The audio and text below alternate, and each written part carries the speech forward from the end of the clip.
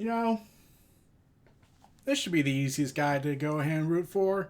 I mean, poor Tyler Black, poor Colby or whatever his name is, poor whatever he is.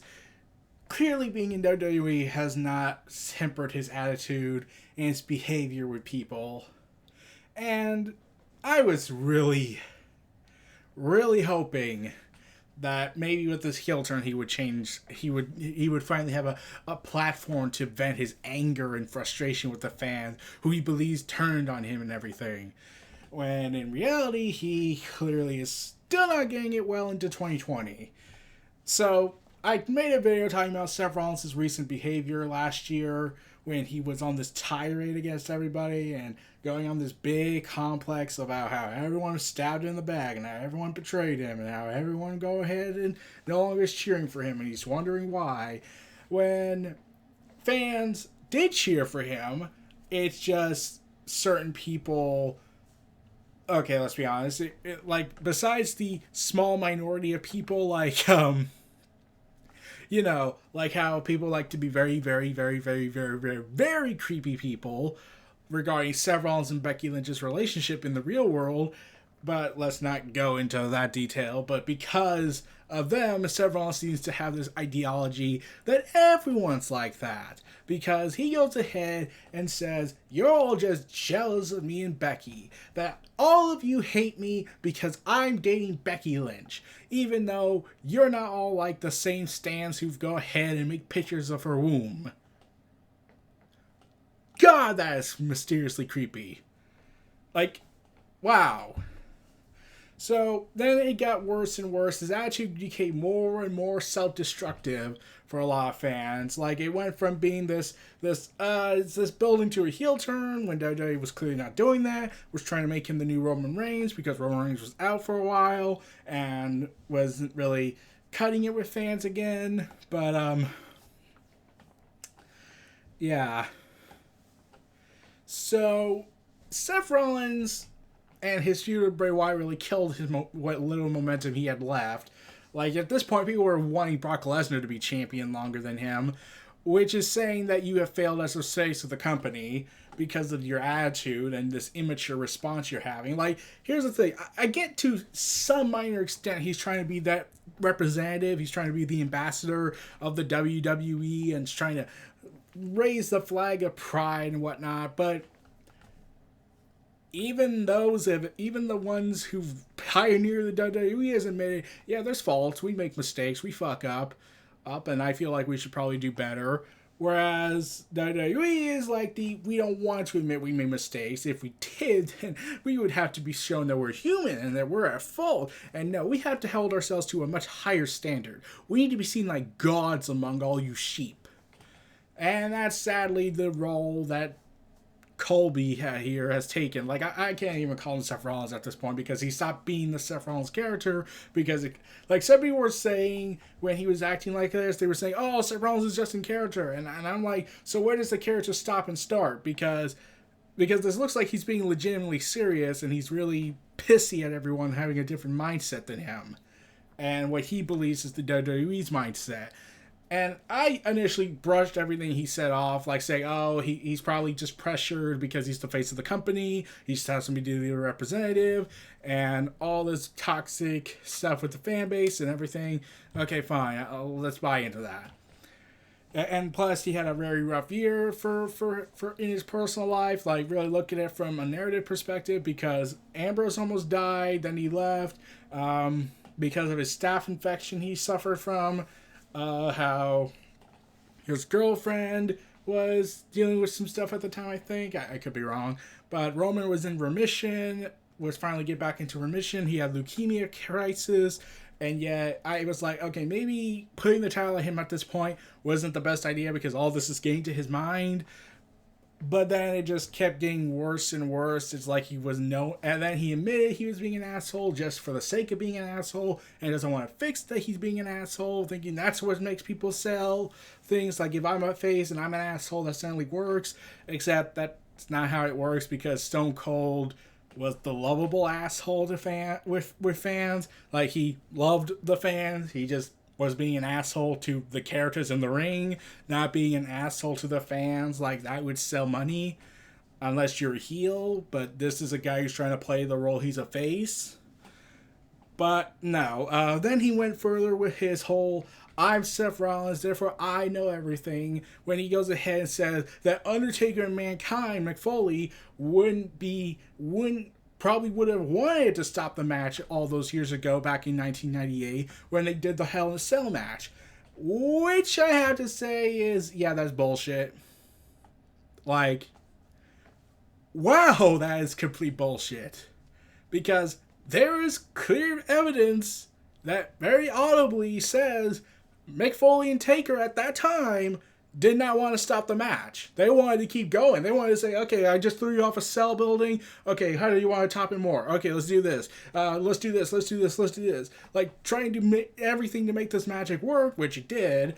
But Seth Rollins is now saying, oh no, I knew what they were thinking back in 98, even though I was nothing at that time. But I clearly know who they are. Like, okay, so if he was talking about how they would feel now, I'm pretty sure they would say, yes, we should have stopped the match. But back then, they wanted that match to continue. If they could have stopped the match, then Mick Foley would not have been through the cell, landing on a steel chair on the hard matted floor, having his teeth lodged up his nose. Yeah, I'm pretty sure Mick Foley and Undertaker now regret certain things about that match. But in 98, they probably were like, this is fucking magical. But Seth Rollins is clearly tone deaf. And at this point, I was thinking to myself, oh my god, will you please shut the hell up, man? And then it gets worse and worse, and then he goes ahead and confesses that he's not going to be like John Cena or Roman Reigns. He's going to fight the trolls, and I was like, oh, god damn it, Seth. You know that never works. That's not the greatest idea, and in fact, that's honestly a terrible idea, to fight the trolls because they piss you off.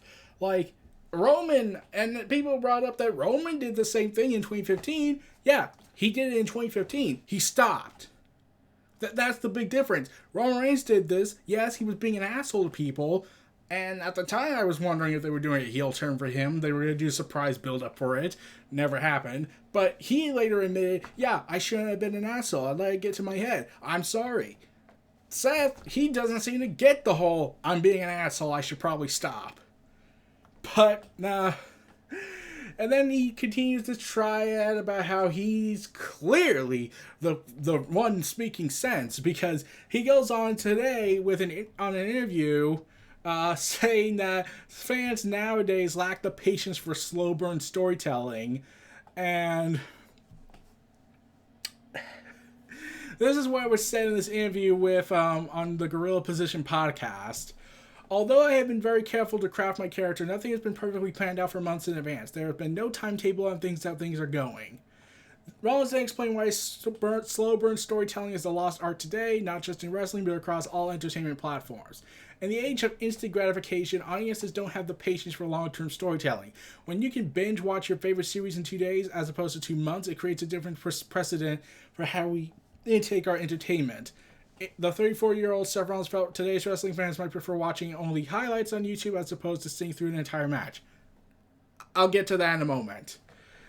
He then goes on to say, we are consuming our entertainment differently, and wrestling is not immune to this shift. We have to adapt as well, Rollins stated, while adding that younger audiences are wired differently and might not appreciate the product from earlier decades. We have to adapt to it as well. To keep our audience, I'm in my 30s, so I grew up in a longer form of entertainment, but our younger audience isn't wired that way. And whatnot, and it's easy to see someone with famous last names talking about Dominic Mysterio, his upcoming opponent at SummerSlam, but this is essentially what we're saying. He thinks that fans don't like it, like the slow burn storytelling today, especially in the wrestling way. Okay, so here's the thing. I get to some extent what he's trying to go for, but he seems to be, okay, let's be honest, he's definitely ignoring the tiny problem with this logic. You see, fans love long-form storytelling. AEW's been doing it, Like, everyone wants to see Hangman beat the crap out of Kenny Omega, or Kenny Omega to beat the crap out of Hangman with the Elite on his side to build Hangman up, but they can't because they're building it up. They don't want it quickly and over with. That won't be payoff. But Rollins seems to neglect a certain detail, is that WWE has built a culture of pessimism with their fan base. Like, whenever they do something long term, they never really follow through with it. Like, if they do, it's always disappointing payoffs, or when it's long, or when it's done, or when it's being whatnot, it's all of a sudden stopped and never brought up again, like it never happened. So, what's the more famous ones? Oh, I think of two. The Nexus and the Hacker gimmick. So, the Nexus, the faction that was buried by John Cena because fuck that logic sense that he had at the time, and then never went out to try and fix that when he admitted it was a mistake. And the Nexus could have had a multiple bunch of tag team mid-card, upper mid-cards, and 2 main event players from that faction alone. It could have been one of the biggest factions in WWE. Now it's just it's John Cena's victory, so we gotta give it to him because it needs a happy ending. And then there's the hacker gimmick. They were building this up for months about how this hacker is watching everything. Even played a big role in the Sonya Deville, Mandy Rose storyline and the whole romantic stuff going on.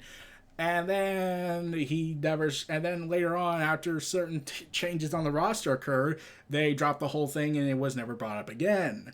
And now you got this Retribution group coming out and people wanting to know who they are. But it's not like they're saying that we want to know who they are because we want to know it now. It's more like, okay, who are they so we can be ultimately disappointed when the fuck up happens. Because that's the mentality of WWE's culture. It's that, well, it's probably going to start out hot and then it's going to fucking fail because it's the WWE. They've always failed with these kind of things nowadays. Even the ones that are successful, like the Shield stuff. Like, the Shield was building up to that triple threat match, but then Rollins got suspended, and those were more like outside factors that happened and whatnot. And then you got Seth Rollins' run as WWE champion. Okay, what was the payoff with that? Well, he won the title. Okay, what else you got? Okay, how do you keep this momentum going? We chip his fangs. Nope, I'm done.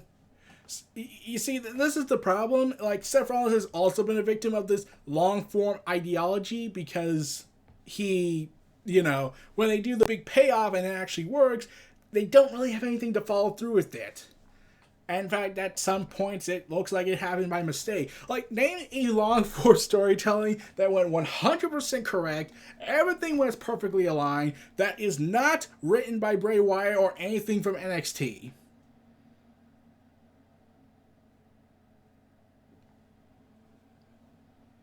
Yeah, I can't think of one. Like, there's not that much anymore. Like, the Invasion storyline, that could have been the greatest storyline ever. Nope, we gotta fuck it all up because we don't want to buy out those contracts from the big-time players, and we certainly can't go ahead and give them the big momentum because I have an ego to address. Man. But then you got, and then he talks about the other stuff like the entertainment industry. Like, okay, that's also the same thing. Like, fans were invested with Game of Thrones, and then the final season happened, and everyone was disappointed by how it went. Let's see. What can I think of another one that is the ultimate form of long form storytelling that had interesting routes and then ultimately disappointed everyone? Oh, the sequel trilogy. We all know how that went. Now, do we?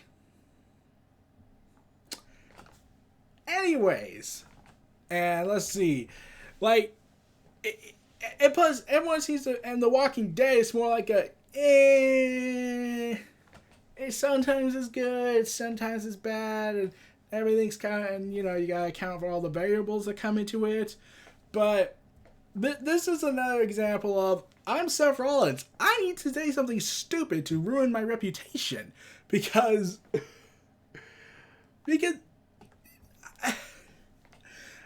not everyone's, like, I get there are people who want instantaneous results, I get that, but the way he goes ahead and says everyone's guilty, everyone doesn't want it, and I tried at some points to defend him at some points, but then when he kept pushing and pushing and pushing and pushing and pushing, I was like, you know what? I'm done. You're not being reasonable, Seth. Like, I get you're trying to be the face of the company. You're trying to be a representative. You're trying to be the steam ahead guy. But even the past faces, save for probably Hogan, admitted when WWE effed up, they effed up. Like, even Roman admitted that the angle you pulled with Bray Wyatt at Hell in a Cell was a dumb idea. And Tommaso Ciampa said it. Like, X-Pac kept bringing it up, saying, how does that even work? And Vince, he just laughed and said, you're all just too pro wrestling. And, like,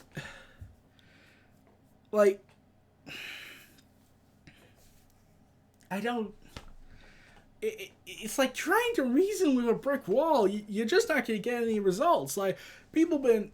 And then there's AEW. I get the whole mentality that it's the minor leagues in Seth Rollins' eyes. It's nothing to him. But they have done big long-form storytellings. They're still doing storytelling long-formed. And yeah, he's going and acting like, oh, ignore that. Because the payoffs there has been so far been good. Like, you have Pac and Kenny Omega's feud that lasted for several months and it's all out by accident because Jon Moxley got hurt. That led to a 30-minute Iron Man match that was awesome. You got the match between Hangman and Pac going. That was awesome. You had the feud between Cody and MJF building up for months on end, and it led to a surprise reveal about his betrayal, and then ultimately end with MJF winning, making him a much bigger star than he would have if he lost. But like, that's just it. AEW gets it sometimes right. I'm not saying they get it all right. Like, that's impossible. No company's perfect, but there's just so much tone deafness with WWE, and Seth Rollins is just like, nope, it doesn't exist. It doesn't exist. It doesn't exist. Like, even Stone Cold, their biggest main attraction, didn't like certain stuff in that company, and look what he did. He walked. And especially when they said, hey, Hogan, hey, Austin, could you go ahead and lose to Brock Lesnar? Sure, I'll be cool with losing to Brock Lesnar. Are we going to build up to this? No, we're going to do a qualifying match, and you're going to lose on free television. What? So, yeah. I don't know where I'm supposed to go with this. Ultimately, I'm just like, oh, God, Seth, will you please stop? Like, I get you're trying to be that defender. You're trying to be the defender of the WWE. You're trying to help them and improve their public image, but this isn't helping. Like, and I've said this repeatedly, he should probably go on social media silence, like his soon-to-be wife is doing, but for completely different reasons. You know, the stan base of Becky Lynch is phenomenally creepy, and not in a good way. If there was even a good way, like, oh God. Like, if he was lashing out on them, I would be 100% supporting that, because the ultrasounds. Why are they manipulating the ultrasounds? Like, I am going to cry if their kid ever finds out about what the stand base of Becky Lynch and Seth Rollins did. Like, there will be questions, because that's just, like, you'll wake up one day on social media and you're seeing that people made heart-shaped tribute pictures of the ultrasound and making accounts in the ultrasound's honor. Like, Becky quit social media for that. Maybe Seth Rollins should be defending his soon-to-be wife's honor and his child's honor by going after all these crazy psychos who go ahead and post these weird, creepy images, instead of lashing out at the fans for entirely stupid reasons that make no sense. Like, that's the... Like, yeah, that's the whole thing. Like, the payoffs. The payoffs in long-form storytelling in WWE a lot of times have been disappointing. Like, there's sometimes been some good ones, but when they do the build up and they do the payoff, they somehow screw it all up and say it never happened. But yeah, that's ultimately where I'm going with this. Like, it's disappointing. Seth Rollins just can't stop for 1 second. Is this really a good idea to be saying this? Like, I have a reputation to uphold. I know I'm trying to defend the company, but I also need to understand the fans' complaint or just be 100% pro WWE fanatic. So, yeah. Those were my thoughts on Seth Rollins' long-form storytelling complaint about fans. And this was Neo Reality Entertainment. Feel free to like, comment, subscribe, and donate to do for more.